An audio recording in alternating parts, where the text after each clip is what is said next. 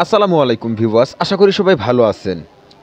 আবারও চীন সাগরে তৈরি হচ্ছে টাইফুন, যার নাম ইয়াসিং। তো এই টাইফুন বা আমরা বাংলাতে যাকে বলি ঘূর্ণিঝড়, এই ঘূর্ণিঝড়টির ফলে কিন্তু বাংলাদেশে আগামী 10 তারিখে তীব্র ঝড় বৃষ্টি থাকবে।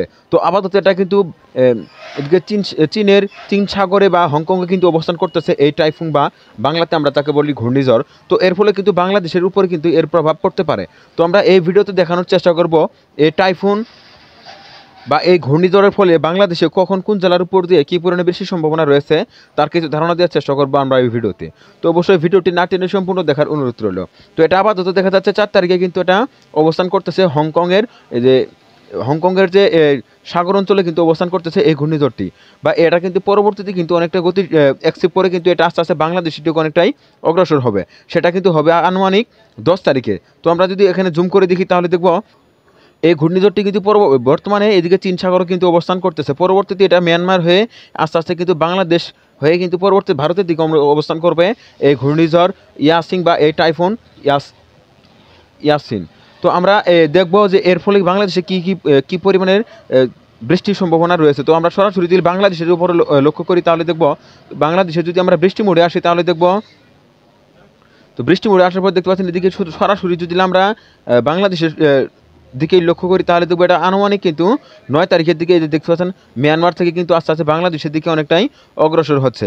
এদিকে দেখতে পাচ্ছেন আমরা যদি বৃষ্টি মোড়ে আসি তাহলে দেখবো এদিকে, তো এটা কিন্তু বর্তমানে দেখছেন মিয়ানমারে কিন্তু অবস্থান করতেছে 9 তারিখ সন্ধ্যার দিকে কিন্তু এটা আস্তে আস্তে মিয়ানমারের দিকে অবস্থান করতেছে। তো পরবর্তীতে কিন্তু এটা ভারত দিয়ে কিন্তু ভারতের এই অংশ শিলচর দিয়ে কিন্তু আস্তে আস্তে বাংলাদেশের দিকে প্রবেশ করবে। তো পরবর্তীতে কিন্তু এটা কিন্তু তীব্র বৃষ্টি উৎপন্ন করবে বাংলাদেশের বিভিন্ন জেলায়।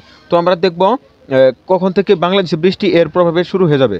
তো আমরা যদি 10 তারিখের দিকে আসি লক্ষ্য করি তাহলে দেখব, তো 10 তারিখ সকালের দিকে যদি লক্ষ্য করি তাহলে দেখবো এটা কিন্তু আস্তে আস্তে এদিকে সকাল 9টার সময় দেখবেন খাগড়াছড়ি ও রাঙামাটিতে কিন্তু আস্তে আস্তে এই ভারী বৃষ্টি কিন্তু প্রবেশ করতে চলেছে। তবে সময় বাড়ার সঙ্গে সঙ্গে কিন্তু এর বৃষ্টির তীব্রতা অনেকটাই আরও বৃদ্ধি করবে।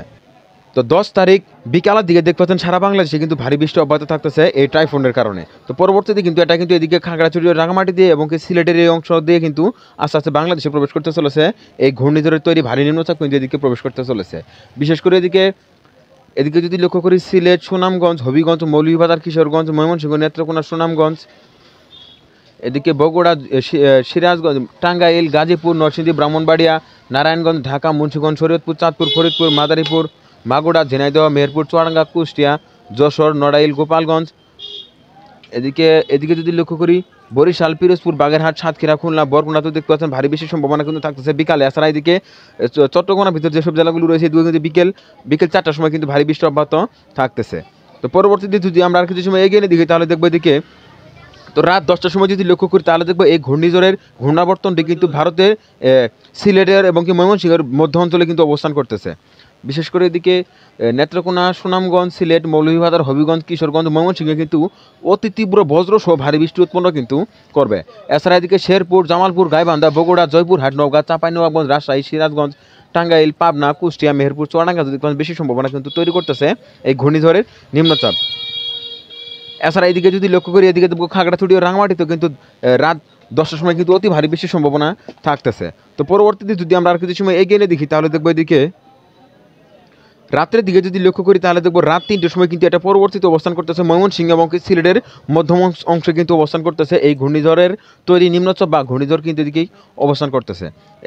এর ফলে বৃষ্টিপাতের সম্ভাবনা রয়েছে এদিকে হবিগঞ্জ, মৌলভীবাজার, সিলেট, কিশোরগঞ্জ, নেত্রকোনা, ময়মনসিংহ, শেরপুর, জামালপুর, বগুড়া, জয়পুরহাট, গাইবান্ধা, নওগাঁ, চাঁপাইনবাবগঞ্জ, রাজশাহী, নাটোর, সিরাজগঞ্জ, শেরপুর, জামালপুর, টাঙ্গাইল, গাজীপুর, নরসিংদী, ব্রাহ্মণবাড়িয়া, নারায়ণগঞ্জ, ঢাকা, নরসিংদী, ব্রাহ্মণবাড়িয়া, মাগুরা,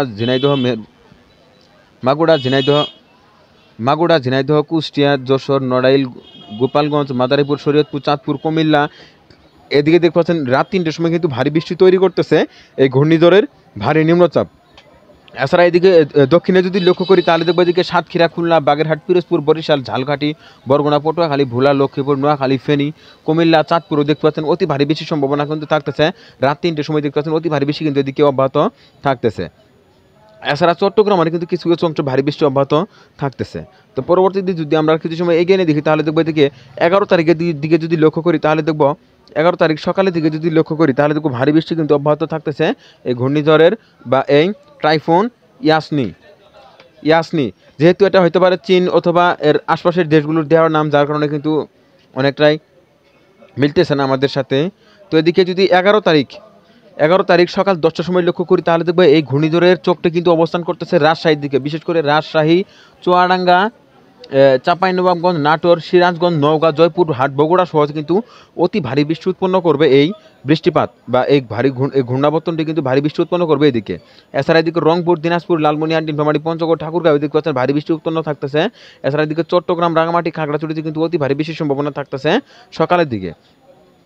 তো পরবর্তীতে কিন্তু এটা আস্তে আস্তে বাংলাদেশ থেকে ভারতের অংশে কিন্তু চলে যাবে। এই ঘূর্ণিঝড়ের তৈরি নিম্নচাপটা কিন্তু পরবর্তী ভারতের দিকে অনেকটাই চলে যাবে। তো এইদিকে দেখতে পাচ্ছেন রাজশাহী ও চাঁপাইনবাবগঞ্জ দিয়ে কিন্তু আস্তে আস্তে এটার যে মূল কেন্দ্রটি এটা কিন্তু শেষ হয়ে যাচ্ছে। তবে এর পরবর্তীতে কিন্তু ভারী বৃষ্টি অব্যাহত থাকবে বাংলাদেশের বিভিন্ন জেলায়।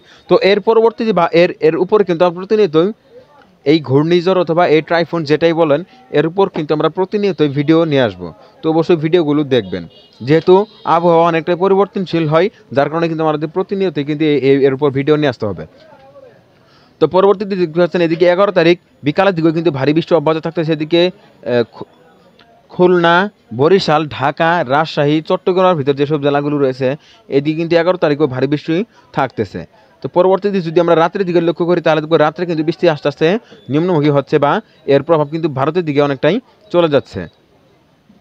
তো আপাতত দেখা যাচ্ছে এই চীনের সাগরে কিন্তু তৈরি হচ্ছে টাইফুন ইয়াসনি এর প্রভাবে কিন্তু আগামী 10 তারিখে কিন্তু বাংলাদেশে এর প্রভাব কিন্তু অনেকটাই পড়বে, যা ভারী বৃষ্টিপাত কিন্তু তৈরি করবে বাংলাদেশের বিভিন্ন জেলার উপর দিয়ে, যেটা অবস্থান করবে 9, 10 ও 11 তারিখে কিন্তু ভারী বৃষ্টি অবস্থান করবে। তো দেখতে পাচ্ছেন এই ঘূর্ণিঝড়টি কিন্তু আমাদের এখানে এই হংকংয়ের এই অংশে কিন্তু অবস্থান করতেছে। তো এই ছিল এই ঘূর্ণিঝড় বা এই টাইফুনের সর্বশেষ আপডেট। পরবর্তী আপডেট পেতে অবশ্যই ওয়েদার আপডেট ভিডিও ইউটিউব চ্যানেলটি সাবস্ক্রাইব করে পাশে থাকার জন্য অনুরোধ করা হচ্ছে সবাইকে।